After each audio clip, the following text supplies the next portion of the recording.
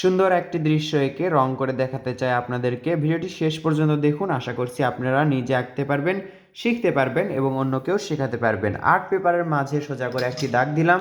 এই সোজা দাগ থেকেই দারুণ কিছু আঁকা হবে। দেখুন এভাবে একটি দাগ দিব এবং এদিকে নিয়ে আসব।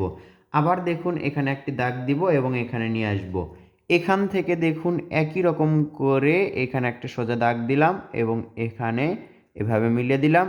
আবার একটা ছোট করে দিলাম, এটার সাথে মিলে দিলাম। এখন দেখুন এখান থেকে একটি দাগ নিচের দিকে, আবার এখান থেকে একটি নিচের দিকে।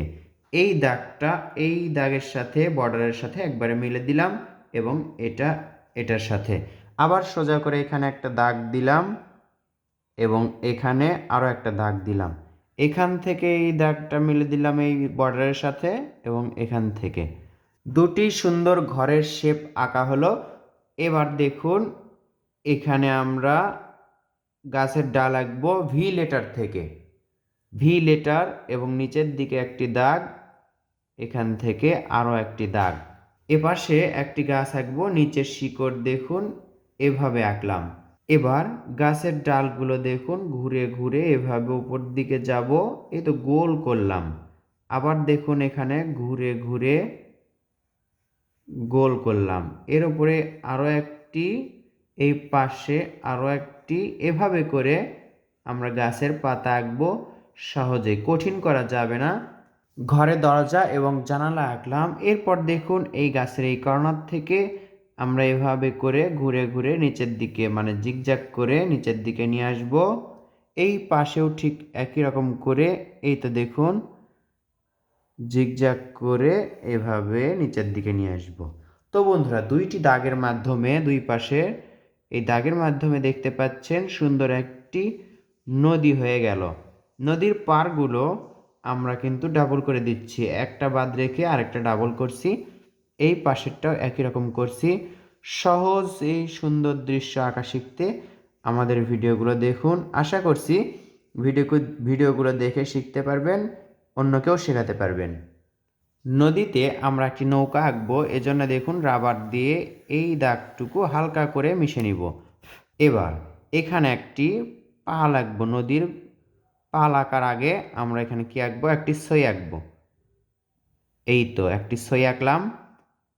এখান থেকে এটার সাথে মিলে দিলাম, এটা এভাবে সোজা করলাম। ওপর দিকে একটা দাগ তুলে দিলাম, এখান থেকে এভাবে একটি তুলে দিলাম। এবার এই তো এখানে একটা ডাবল দাগ, এখানেও ডাবল দাগ, নিচে একটু ঢেউ দিলাম আর একটু। এবার আমরা সই আঁকবো।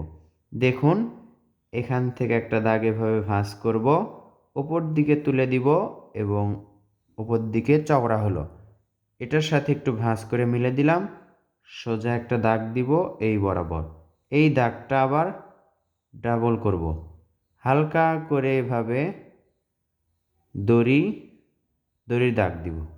এটার সাথে বাঁধা আছে এরকম। এই যে দেখতে পাচ্ছেন এর মাঝে একটু ছায়ার মতো করে বা কালোর মতো করে দিব। এই তো। তো বন্ধুরা নৌকাটাও আঁকা শেষ হলো।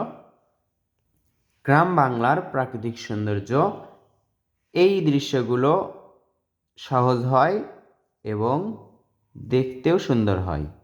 ঘরের ওপরে বা পিছনে আমরা কি করব, এভাবে করে গাছপালা দিব, শুধু পাতা বোঝা যাচ্ছে এমন। দৃশ্যকে আরও সৌন্দর্য বৃদ্ধি করতে এখানে একটি সূর্য আঁকবো। গোল করার চেষ্টা করতে হবে সুন্দর করে, আস্তে আস্তে ঘোরাতে হবে। একবার ঘুরিয়ে সুন্দর না হলে রাবার দিয়ে মিশিয়ে আবার করতে পারেন। এই যে নদীর পাড়গুলো দেখতে পাচ্ছেন, এই নদীর পাড় থেকে হালকা করে এভাবে দাগ টেনে দিতে হবে। হালকা করে দাগ আমরা টানলাম, যেহেতু এই দৃশ্যে আমরা রং করছি না, রং করলে আরও দারুণ হবে, সুন্দর লাগবে দেখতে। আপনি নিজে আঁকুন দেখে দেখে এবং রং করার চেষ্টা করুন, আশা করছি সুন্দর হবে, সহজ হবে এই দৃশ্যটি আঁকা। আপনাকে কেমন লাগলো ভিডিওটি দেখে, শিখতে পারলেন কিনা কমেন্ট করে জানাবেন, ভালো লাগলে লাইক করবেন।